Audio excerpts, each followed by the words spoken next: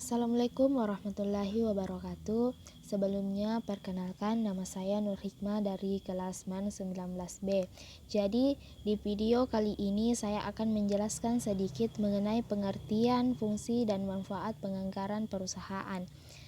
Jadi, penganggaran perusahaan itu merupakan suatu proses perencanaan dan pengendalian kegiatan operasi perusahaan yang dinyatakan dalam suatu kegiatan yang bertujuan untuk memproyeksikan operasi perusahaan tersebut dalam proyeksi laporan keuangan atau laporan laba rugi, neraca, perubahan modal, dan arus kas.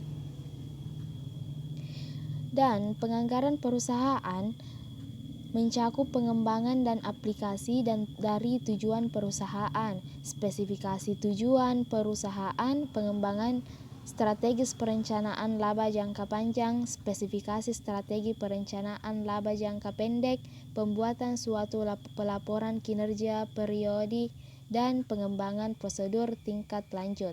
Dan anggaran adalah hasil yang diperoleh setelah menyelesaikan fungsi perencanaan, sedangkan penganggaran adalah suatu proses, yakni mulai dari tahap persiapan, penyusunan rencana, pengumpulan data informasi yang diperlukan, pembagian tugas perencanaan, penyusunan rencana itu sendiri, dan implementasi rencana sampai pada tahap pengendalian, kemudian evaluasi hasil pelaksanaan rencana. Kemudian, syarat-syarat yang perlu diperhatikan dalam penyusunan anggaran, yakni yang pertama yaitu realistis atau tidak terlalu optimis dan tidak terlalu pesimis, dan yang kedua yaitu luwes atau tidak terlalu kaku dan mempunyai peluang untuk disesuaikan dengan keadaan yang mungkin berubah. Kemudian yang ketiga adalah continue, yang membutuhkan perhatian yang terus-menerus dan merupakan usaha insidental. Kemudian, fungsi dari penganggaran.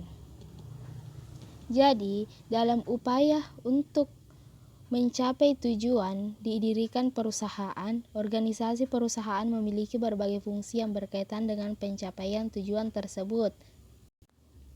Yang secara umum seluruh fungsi di dalam suatu organisasi dapat dikelompokkan ke dalam 4 fungsi. Yang pertama yaitu perencanaan, yang dimana di dalam fungsi ini ditetapkan tujuan jangka panjang, tujuan jangka pendek, sasaran yang ingin dicapai, strategi yang akan digunakan, dan sebagainya. Dan yang kedua adalah pengorganisasian, yang dimana setelah segala sesuatu yang ingin dihasilkan dan dicapai perusahaan di masa depan telah ditetapkan, maka perusahaan harus mencari sumber daya yang dibutuhkan untuk merealisasikan rencana yang telah ditetapkan tersebut. Kemudian yang ketiga adalah menggerakkan. Setelah sumber daya yang diperlukan diperoleh, maka tugas manajemen selanjutnya adalah mengarahkan dan mengelola setiap sumber daya yang telah dimiliki perusahaan tersebut agar dapat digunakan sesuai dengan fungsinya masing-masing.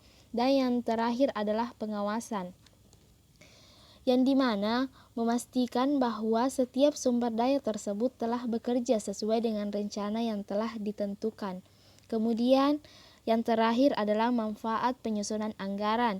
Jadi manfaat penyusunan anggaran itu ada 5. Yang pertama yaitu sebagai perencanaan terpadu, yang kedua sebagai pedoman pelaksanaan perusahaan, yang ketiga sebagai alat pengkoordinasian, yang keempat sebagai alat pengawasan kerja, dan yang kelima adalah sebagai alat evaluasi perusahaan. Jadi mungkin hanya itu yang dapat saya sampaikan pada video kali ini. Kurang lebihnya mohon dimaafkan. Terima kasih.